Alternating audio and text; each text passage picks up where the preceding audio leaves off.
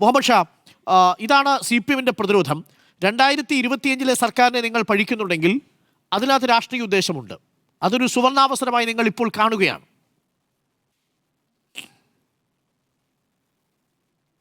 അല്ല അരുൺ, ഇത് നിങ്ങളെ ഇവർക്ക് ഈ CPM-കാർക്ക് പറയുമ്പോൾ ഇതിന്റെ ഗ്രാവിറ്റി ഒന്നും അവർക്ക് മനസ്സിലാവില്ല. അവര് പറയുന്നത് ഭക്തർ കൊടുത്ത് സ്വർണത്തിന്റെ കണക്കെടുത്ത് വെച്ചിട്ട് അത് ഗവൺമെന്റ് അച്ചീവ്മെന്റ് ആയിട്ട് പറയുക.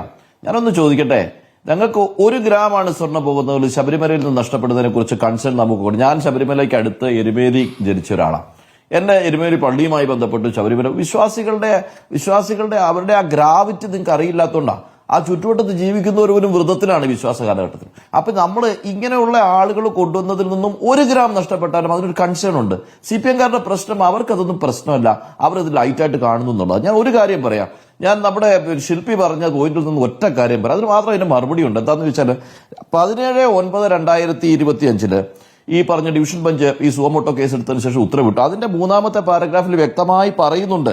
4/5/1999 ഉത്തരവിന്റെ കാര്യം പറഞ്ഞിട്ട് അതിനകത്ത് പറയുന്നത്, അതിനകത്ത് ഇൻസ്റ്റോൾ ഗോൾഡ് ക്ലാഡ് ദ്വാരകപാലാസ് at the entrance of sreekovil പറഞ്ഞിട്ട്, as noted in our earlier order, such cladding involved traditional methods requiring a substantial quantity of gold.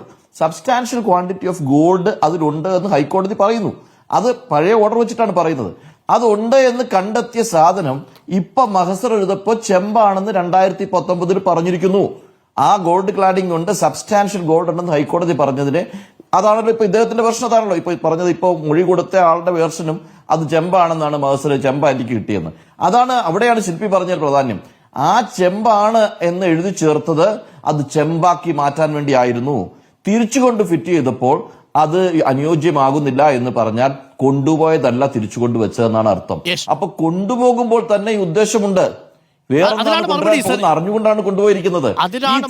ചെയ്തതിനു ശേഷം അതിനാണ് മറുപടി വേണ്ടത്. CPM പ്രതിനിധി മറുപടി പറയേണ്ടത് ഈ ചോദ്യത്തിനാണ്. സുരേഷ് കുമാർ, പിന്നെ ഒരു കാര്യം കൂടെ പറഞ്ഞുതരാം അരുൺ, ഒരു കാര്യം പറഞ്ഞോട്ടെ.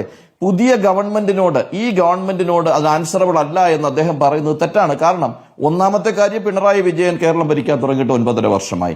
കേരളത്തിലെ മുഖ്യമന്ത്രി പിണറായി വിജയനായിരുന്നു അന്നും ഇന്നും. ഇന്നിപ്പോൾ വന്നിരിക്കുന്നത് ഹൈക്കോടതി ഇടപെടുന്നതിന് തൊട്ട് മുമ്പ് വരെ സുരക്ഷിതത്വം ഇല്ലാത്ത അവസ്ഥ ശബരിമലയുടെ അസറ്റ്സിനുണ്ട് എന്നതാണ്. ഇവരുടെ കൈകളിൽ അത് സുരക്ഷിതമല്ല. ഹൈക്കോടതി ഇടപെട്ടില്ലായിരുന്നുവെങ്കിൽ ഇത് ആരും കാണാതെ പോകുമായിരുന്നു. അവർ മാറി നിൽക്കണം. അത് കാരണം ഇത് ചെറിയ വിശ്വാസിയായ ഒരാളാണെങ്കിൽ അദ്ദേഹത്തിന് കിടന്നുറങ്ങാൻ സാധിക്കില്ല.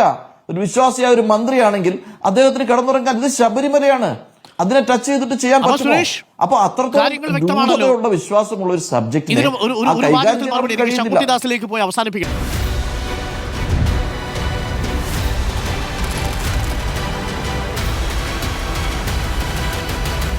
Debate with Dr. Arun Kumar.